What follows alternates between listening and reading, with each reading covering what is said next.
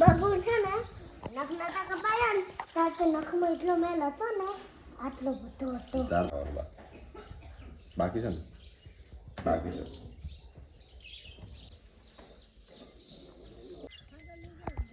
બસ હવે નીકળવું છે. બાબુ તો બાર રીતે મારે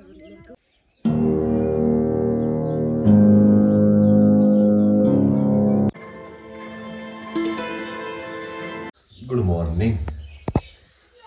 તો રાતે પાણી નતું આવતું બિલકુલ પીવાનું નથી. મોડા સુધી રાત 12 વાગે સુધી રાતે પાણી મથ્યા પછી છેલ્લે લાસ્ટ પાણી આવ્યું તો ઉજાગર સવારે મોડો ઉઠ્યો ને હાથથી ચા બનાવવાની છે.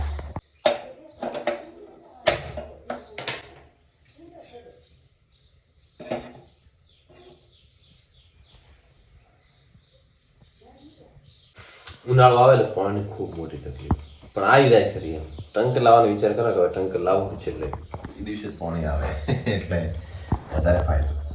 આ છે ને બધાને મૂકવા આવવાનું છે. માતાજીની તિથિ છે ને મારા મમ્માની અહીંયા તે ગાડી લઈને બધાને મૂકવા આવીશ ને પછી હોજી પર પતાસ તેડવા આવીશ.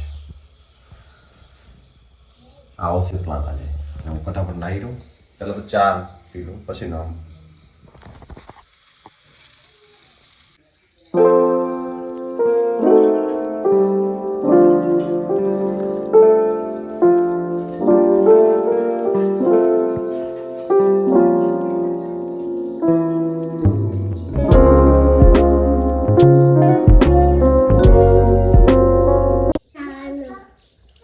ગાડી નીચેની ગાડીમાં નાખો.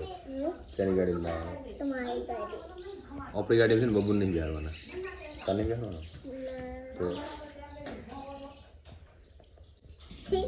જો શું નાઈને તૈયાર થઈ ગયા તો વાપસ બનાવવાનું બાકી છે ને બાકી છે. તો બનાવી દો બસ. પપ્પા બાબુ છે ને નખ નતા કપાયા ને તાર તો નખમાં એટલો મેલ હતો ને આટલો બધો હતો. તાર તો નખ કાપ્યા હતા. હું તો હે ને તાર તો હે નહીં. હું તો આટલા વધુ હન કાપું પા. હું તો રાખું જ નહીં ને નકા અમે રાખા ને તો સાહેબ વધે. બબુને કોણ વટનાર? બબુ થોડું સ્કૂલે જાય. રાશે જતો મારો છોકરો છે ને ત્રણ રાખશે. એક નખની રાખે, માથામાં બાલ મોટાની રાખે, સરસ મજાનું કપડે દાગ નહીં રાખે. હે કે આવડતું દઈશ.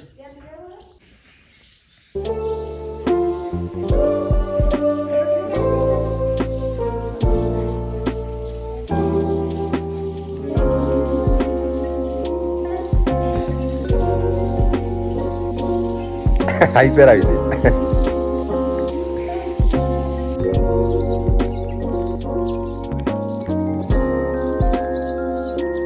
આ બધું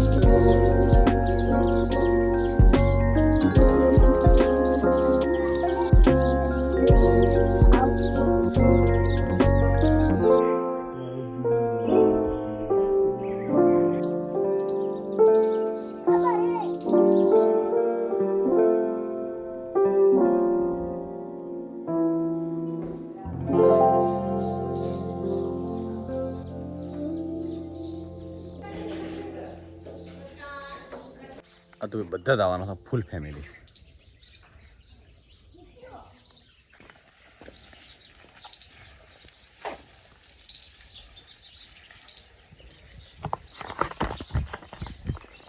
ગાડીના ટાયરમાં જોયું ને તો એ કોંટો હતો મોટો કાઢીને ફરીથી નાખ્યો એટલે હવા નીકળી દીધી. પંપ ભેગો લીધો વળી પાછો નાખી દીધો. કદાચ તો હવા નીકળે તો રસ્તામાં કોમ લાગે.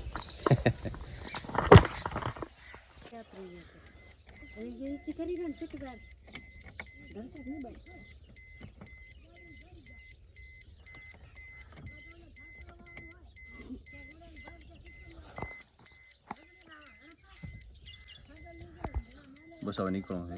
બાબુ તો બાર રીતે મારે નહીં ઉતરતા.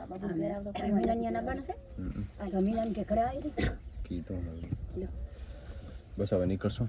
ઘરે બેઠા 9 તો વગાડ્યા આપણે.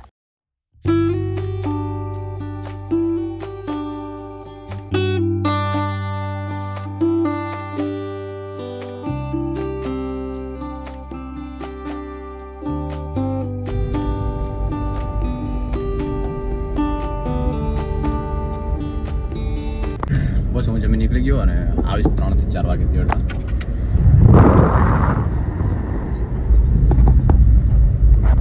બસ એક્ઝેક્ટ 12 વાગે ઓફિસે પહોંચ્યો અને 3:30 4 વાગ્યા સુધી 4 કલાક ઓફિસે રહીશ. પાછું તેડો રહીશ, પાછું મૂકવા રહીશ. ટાઈમ હશે તો પાછું એકટીવાની ઓફિસ આવીશ. અને ગાડીની લગભગ સીએનજીની જે કિટ સીએનજીની લાઇટ નહીં બતાવતી, પેટ્રોલ પર ગાડી આવી રહી. એટલા માટે પેટ્રોલ પર વાસ આવે ને નોઝલ થોડુંક લીક હશે. બસ ઘરે આવી ગયા. હવે ભેંસ દોવાનું ચાલુ છે. સરસ મજાની ચા પીશું. ચા પીને પાછું દૂધ ભરવા જશું. અને એક ભેંસથી હવે બાકરી હવે હાલતી નહીં, એટલે હાલે માપે હાલે. બીજે ત્રીજે ત્રણે એકવાર હાલે હેઠ. ઉનાળો આવે એટલે દૂધ ઓછું થઈ જ જાય. ડેરી ઓછું થઈ જાય, ઘરે ઓછું થઈ જાય, બધે ઓછું થઈ જાય. કારણ કે ભેહું બધી ગાભણ હોય ને તો ચોમાસે દૂધની ભરપૂર ભરપાઈ થાય.